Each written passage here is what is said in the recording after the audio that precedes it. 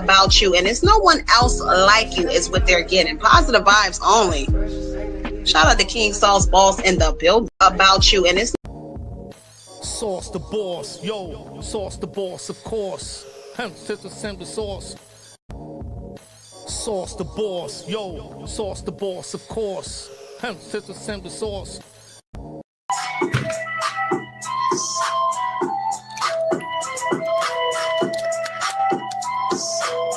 My fault, the beats is blasting. The beats is beating. We got some shit to unbox because you know we have new decks on the way. Wait, new waves for the play bay. Tell them to go play with their mother. Coño, pero yo. 69th Street Red Line Station, Chicago. On duty that day was an experienced train operator who'd been guiding trains through the city since 2006 without a serious incident.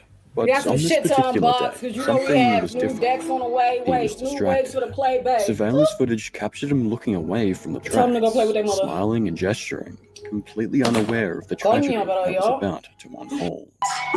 At the same time, Fallon Smith, a 37-year-old mother, accidentally dropped her phone on the railway tracks, the very same tracks where the operator's train was approaching. You can see her searching for it in the CCTV footage on screen.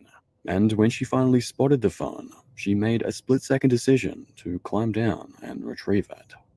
As she did, a nearby security guard warned her to get off the tracks. But with the noise of the busy station, it's unclear if she heard him.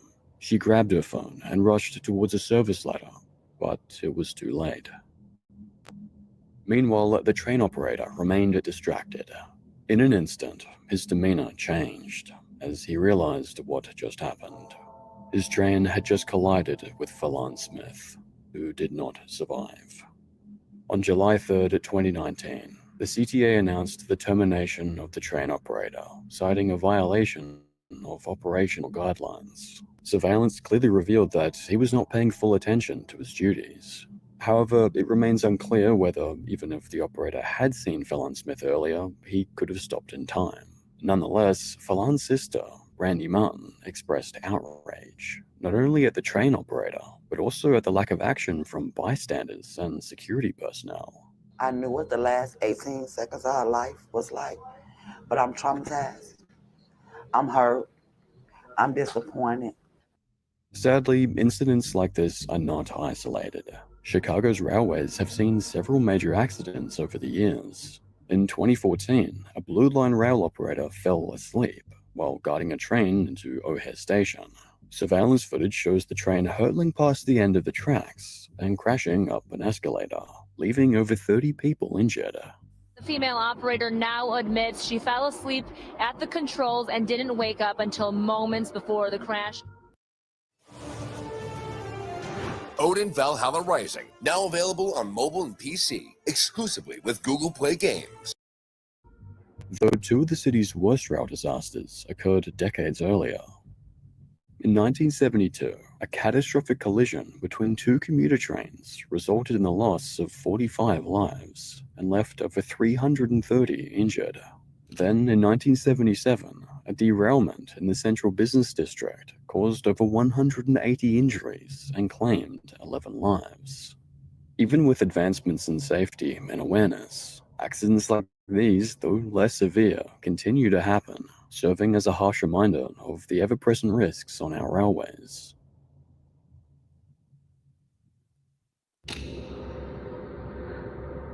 Volcanic eruptions have shaped the Earth throughout history, leaving behind unimaginable destruction and triggering mass extinctions, nearly wiping out all life on the planet.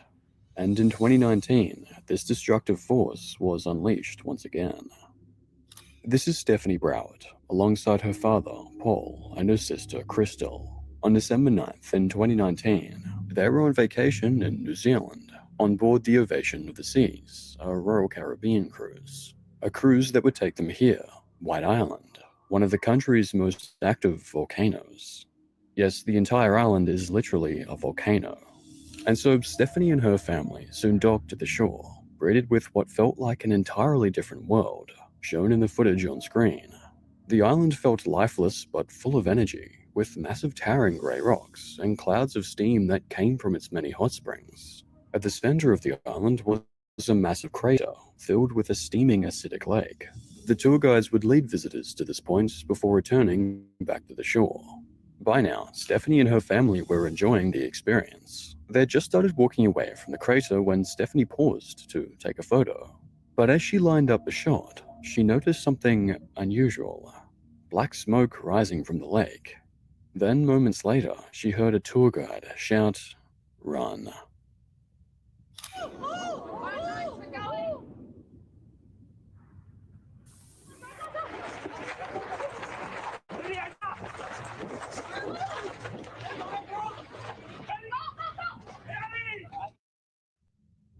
At 2:11 p.m., the volcano erupted.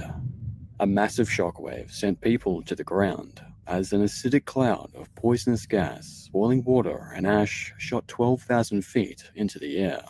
In seconds, almost everyone was engulfed in scorching smoke. The island became an oven, and those closest to the lake lost their lives instantly. Stephanie could barely breathe, her entire body overwhelmed by the heat of the toxic fumes. Time stood still. Until, at last, the smoke started to lift, exposing the full scale of this disaster. She and her family needed immediate medical attention. The aftermath was catastrophic. Stephanie had third-degree burns to 70% of her body and ended up receiving skin grafts from 12 different people. And tragically, both Crystal and Paul succumbed to their injuries. In total, 22 people out of the 47 on the island during the eruption lost their lives. And what followed was a grueling recovery process for all survivors. Stephanie later appeared on 60 Minutes to talk about her experience and honor her sister, Crystal, and her father, Paul, as she adjusted to life after the tragedy. I pushed forward not only for myself, but for my mum, my dad, and my sister. She also went on to take legal action against Royal Caribbean, stating they hadn't sufficiently warned her and others of the dangerous recent activity observed of the volcano. Only a week prior, boiling mud had been seen flying close to 100 feet in the air, a level of activity not seen since its last eruption in 2016. However, such information was not adequately disclosed to the cruise's tourists. Ultimately, Royal Caribbean settled with Stephanie for an undisclosed amount, and in the end, all visits to White Island were suspended. Today, this incident serves as a chilling reminder of the dangers of eruptions, and it begs the question, which volcano will be next?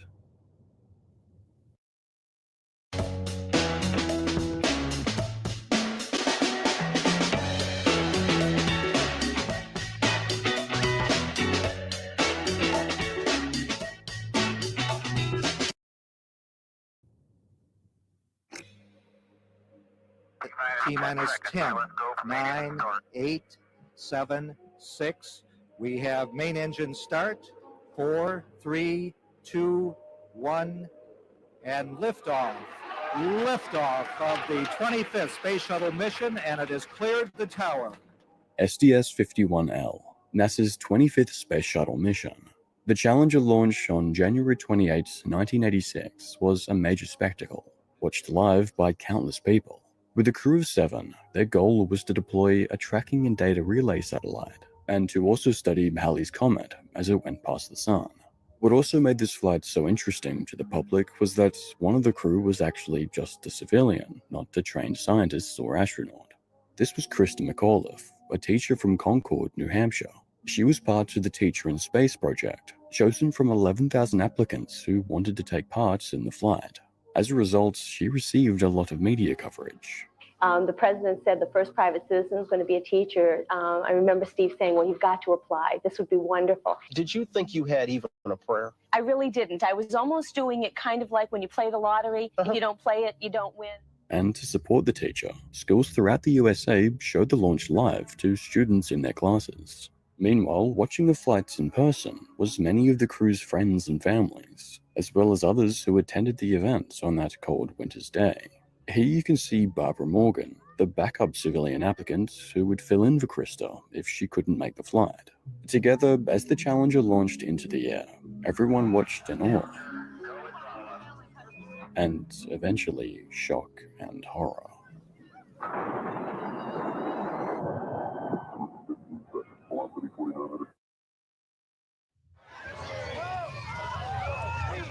The picture you were just seeing is Christy McCullough's parents watching in horror. These are the students from her school. No, that's not right. That's not right. That's not right.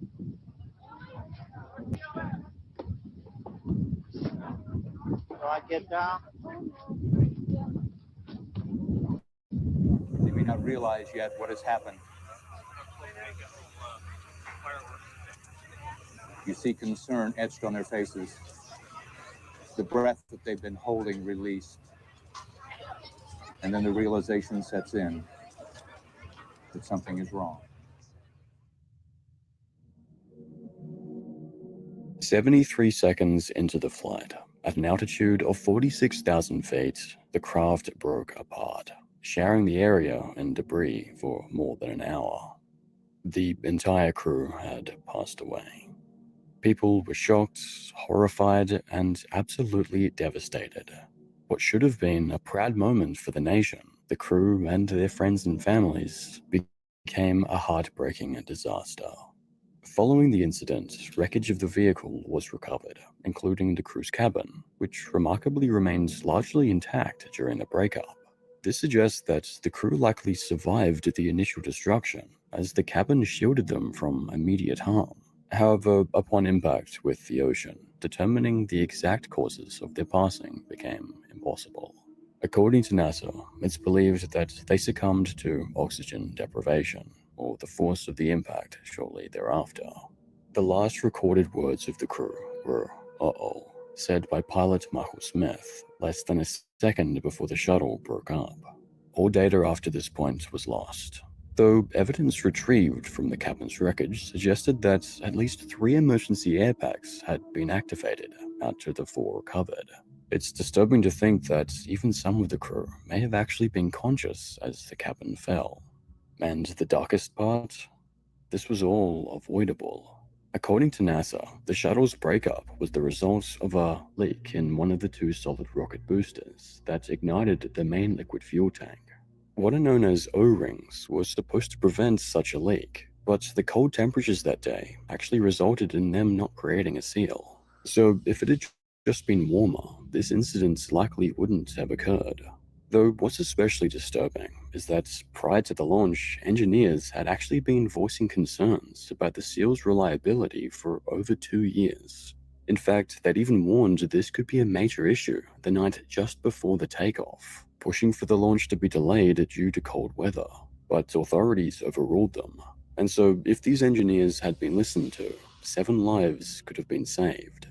Following what happened, in an attempt to prevent such disasters from occurring again, NASA implemented stricter safety protocols and introduced significant changes to its safety oversight.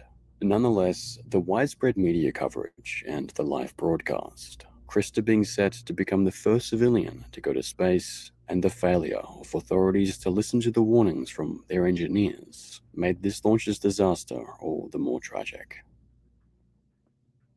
Even 40 years later, the lives and bravery of Francis Scobie, Michael Smith, Alison Onizuka, Judith Resnick, Ronald McNair, Gregory Jarvis, and Krista McAuliffe aren't forgotten. We mourn their loss as a nation together. The families of the 7, we cannot bear, as you do, the full impact of this tragedy. But we feel the loss, and we're thinking about you so very much.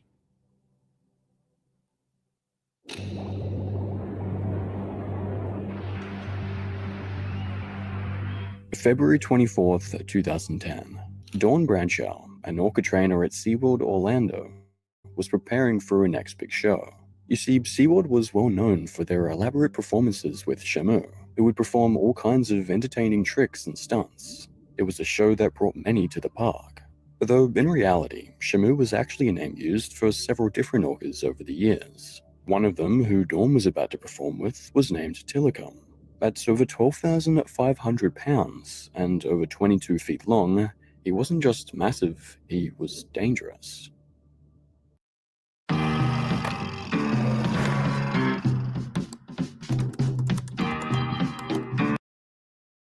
Because Tilly had a dark history with humans, and had actually attacked several different people in the past. Two of them, Kelty Byrne and Daniel Dukes, didn't survive.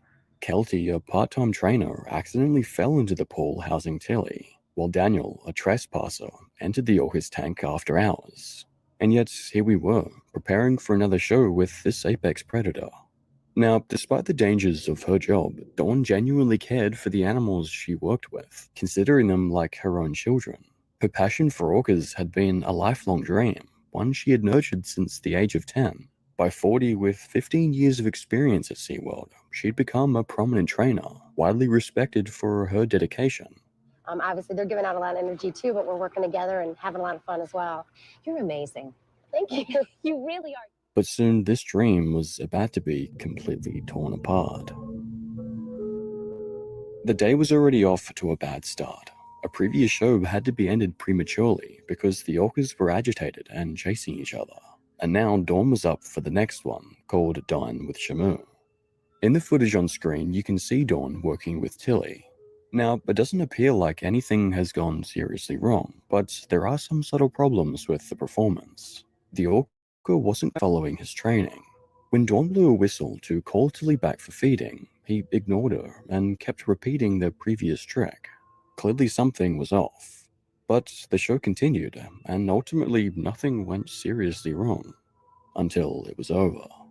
You see, following the performance, Dawn stayed by the shallow end of the pool to spend some time with the orca. At this point, even though the show had finished, people were still watching. Some from the cafe, which is where this video was filmed, and some from an underground viewing area.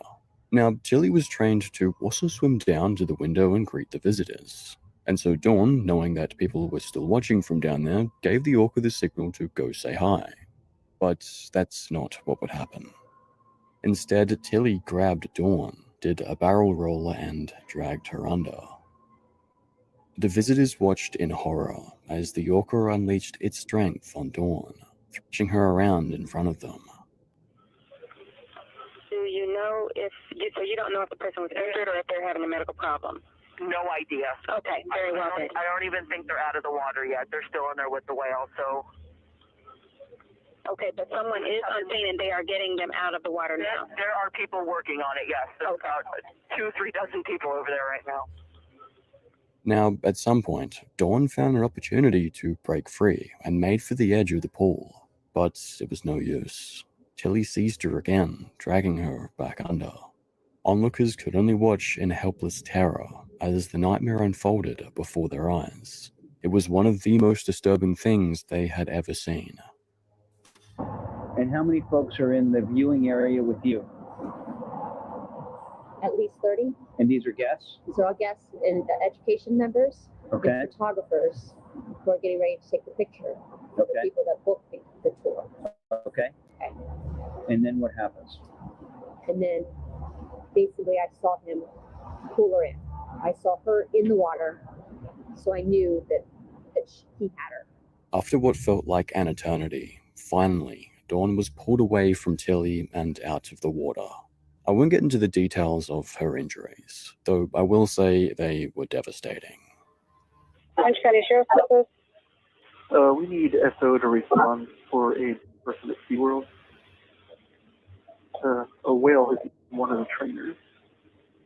A whale, one of the trainers? That's correct. Ultimately, Dawn had drowned. I can't even imagine how horrifying those final moments must have been for Dawn, overpowered by an orca, an animal she deeply cared for, in front of a crowd who couldn't do anything to help.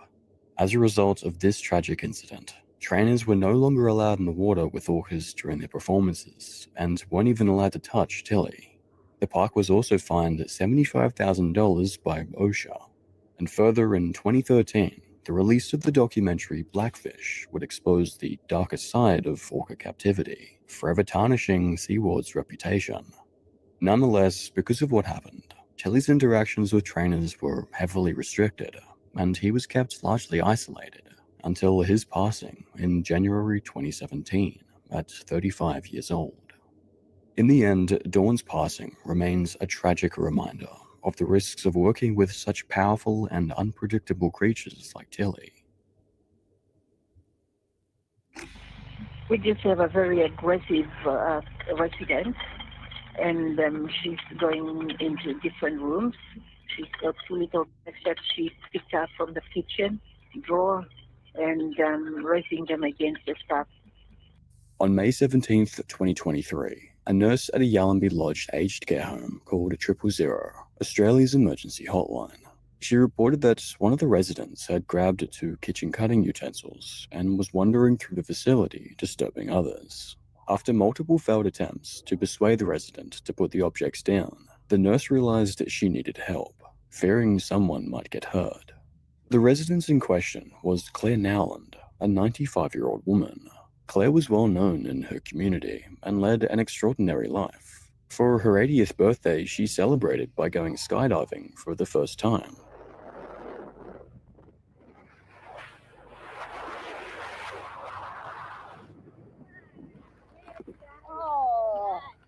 Hey, something I've always wanted to do, and I've done it.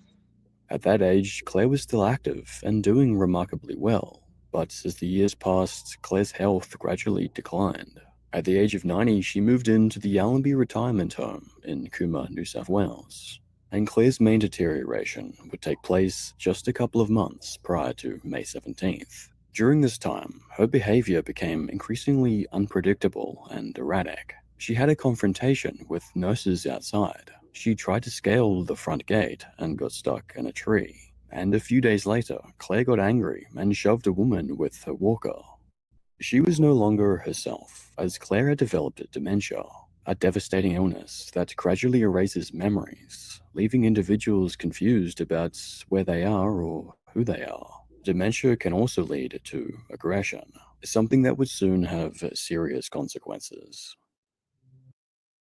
If you hate ads, but you never do anything about it, I have the ultimate lazy person hack for you. This is Pi. It's a free browser extension that blocks ads on your favorite sites. You just install it once, and then like that, you can enjoy internet without ads. That means no more of those pesky pop-ups or those annoying ads that play like right before your video, kind of like the one you're watching right now. Plus, if you opt in to see some ads, you can earn rewards on them. Like, who doesn't want that? Pi has over 10,000 5-star reviews and over 2 million users, and you're still out here watching ads like it's 2024. So download Pi today, and you can thank me later.